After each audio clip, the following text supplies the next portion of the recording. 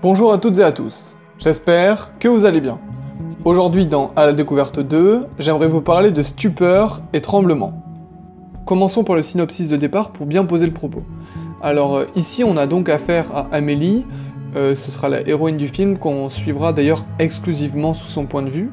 Et donc c'est une jeune femme belge qui a terminé ses études universitaires et qui intègre pendant une période de 1 an une énorme entreprise japonaise. Donc elle va aller au Japon, et elle connaît d'ailleurs très bien la culture, elle parle parfaitement japonais, parce qu'en fait, elle est née là-bas et qu'elle a grandi un petit peu jeune sur place. Elle est néanmoins européenne, donc elle a une culture totalement différente, et elle va être vraiment happée dans ce qu'on appelle la hiérarchie japonaise, dans sa structure. Voilà. Donc si on doit résumer le film rapidement sur ce, c'est à peu près tout ce qui se passe, et pourtant il s'y passe énormément de choses. Alors, tout d'abord pour parler des acteurs, et ensuite on reviendra un petit peu sur l'histoire. Les acteurs, donc c'est Sylvie Testu dans le rôle principal, qui est la seule, on va dire, européenne du film. Après c'est surtout des acteurs japonais. Et c'est un film créé par un Français, hein, Alain Corneau, et qui a réalisé d'ailleurs de grands films par la suite et avant aussi. Et donc c'est très intéressant parce que Sylvie Testu joue vraiment à la perfection son rôle de femme, vraiment avec un caractère spécifique. Elle crève l'écran par sa singularité, si on peut parler comme ça, et vraiment elle a un rôle très poussé dans le film. On peut caractériser ce film d'une comédie dramatique, c'est comme ça qu'il est noté en tout cas, mais franchement ça a peu de choses d'une comédie parce qu'on ressent plutôt de l'empathie pour elle et très peu. Franchement je crois pas avoir rigolé beaucoup dans ce film, parce que les situations sont grotesques pour certaines, mais on ressent quand même une certaine gêne, une certaine empathie pour elle, on a envie qu'elle s'en sorte, parce que voilà, elle est confrontée à quelque chose de très particulier. Alors, vraiment pour rentrer en détail dans le film, qui est quand même un peu unique en son genre, on peut le dire, parce que y a peu de films qui proposent comme ça une vision européenne du Japon. C'est-à-dire qu'elle, en fait, elle est vraiment dans ce système-là, elle est dans une entreprise. Donc au départ, elle est à la base, elle devait être interprète, mais quand elle arrive dans l'entreprise, elle se rend très vite compte qu'elle va pas pouvoir honorer son travail pleinement. C'est-à-dire qu'on va lui donner vraiment des tâches, mais ingrates, je pense que c'est le mot, aller chercher du café, écrire une simple lettre que son supérieur va lui demander de recommencer, mais sans rire, je pense qu'il doit il doit lui dire de la recommencer au moins 100 fois, tellement il déchire les feuilles avec une certaine... vraiment, on sent qu'il y a de l'acharnement sur elle, de par vraiment son origine. Voilà. C'est un truc à retenir du film, c'est que pour une fois on a un propos où on peut pas les considérer non plus comme rejetant la société européenne, mais vu que ce n'est pas les mêmes codes, et qu'elle n'a pas les mêmes, on va dire, ressentis sur les choses, les Japonais n'ont pas... de toute façon la culture asiatique n'est pas basée sur les mêmes, on va dire... les mêmes fondements que d'autres cultures. Toute chaque culture a vraiment ses spécificités, à son mode de fonctionnement, à son langage bien particulier, à ses codes à respecter pour bien s'insérer dans la société. Et là vraiment notre actrice, donc Sylvie Testu et Amélie dans le film, est totalement, on va dire, vraiment isolée. Elle est même pas du tout pour certains intégrée dans l'entreprise, et c'est très particulier comme vraiment sensation. Alors comment ça se caractérise, comment le film est-il construit? Le plus souvent, donc elle commence au plus bas de l'échelle, entre parenthèses, et elle y restera d'ailleurs, mais elle va rencontrer strictement tous les supérieurs hiérarchiques qu'elle possède, de son premier supérieur hiérarchique à son dernier.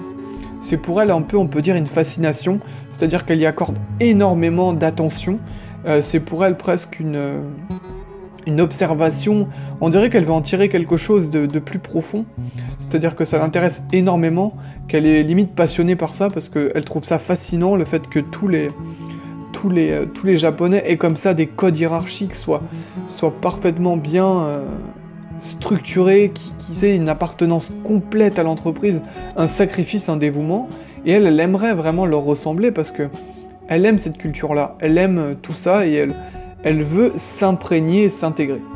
Mais malheureusement, les autres supérieurs ne sont pas de cet avis, c'est-à-dire qu'ils font tout pour lui mettre... C'est pas des bâtons dans les roues, c'est limite de... Voilà, l'éjecter de pouvoir vraiment progresser dans l'entreprise. Ils veulent qu'elle reste à son statut, c'est-à-dire une Européenne s'exportant au Japon, et qui reste là pour sa durée de sa période, mais qui n'en fait vraiment pas plus, pas moins. Il faut pas qu'elle puisse, on va dire, évoluer hiérarchiquement.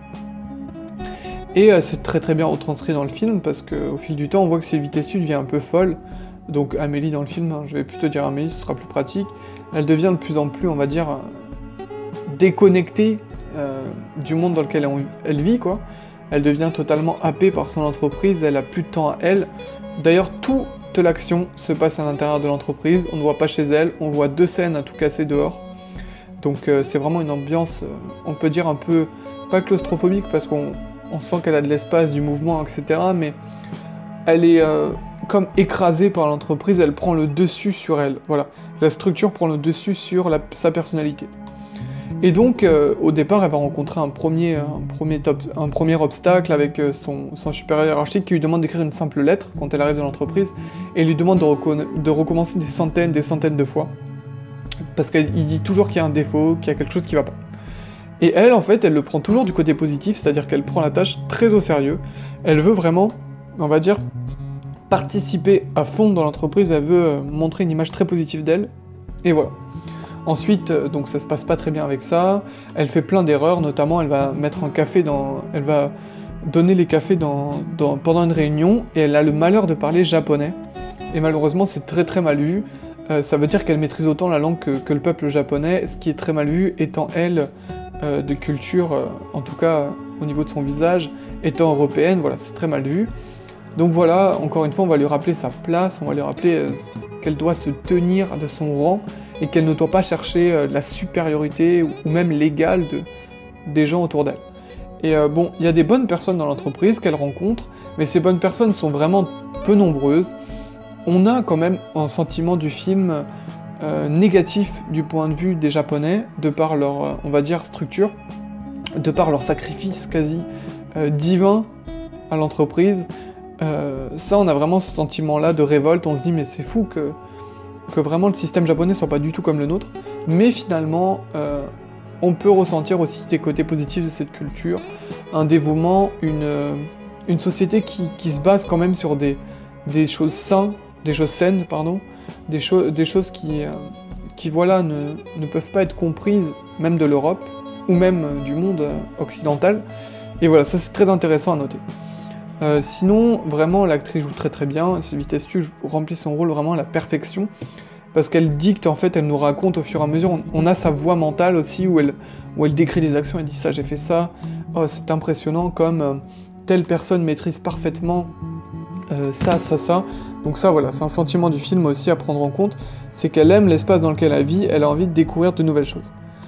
Alors, pour terminer, on peut donc dire que c'est un bon film, Stupeur et Tremblement, parce qu'il nous offre un regard, on va dire, européen sur quelque chose qui se passe au Japon, et c'est très intéressant parce qu'il y a vraiment un point de vue d'intégration, elle essaye de se pousser dans le groupe, et puis on est à fond dans la vie de l'entreprise, on a envie de découvrir ses aventures, et on ressent énormément d'empathie, et à la fin du film, ça va très très loin.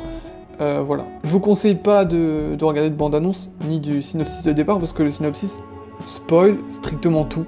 C'est-à-dire qu'on a jusqu'à la dernière partie du film dans le synopsis, ce qui est un peu bête, et donc ce serait dommage de se gâcher certains éléments, certaines surprises. Mais voilà, le film part dans des bonnes directions, il arrive à nous surprendre, et il a un propos vraiment... à la fin du film, tout est résumé, tout est dit. C'est-à-dire que voilà, voilà, je préfère vous laisser la surprise, mais voilà, on a une résolution positive pour notre héroïne qui a beaucoup souffert. Et ça, c'était important, parce que si on s'était quitté sur une note trop négative, on aurait eu du mal à se dire « Waouh, qu'est-ce qu'on peut tirer de ce film ?» Donc voilà, ça c'est important, et vraiment à découvrir. C'est dans une ambiance très zen, il faut avoir le bon moment pour le découvrir, et on passe une bonne soirée, il dure 1h50. Donc le film arrive à poser son propos sur la longueur, et ça reste très intéressant. Voilà, C'est à présent terminé, je vous remercie d'avoir regardé cette vidéo. Si vous avez apprécié, n'hésitez pas à laisser un pouce bleu, vous abonner et partager. Et moi je vous dis à la prochaine.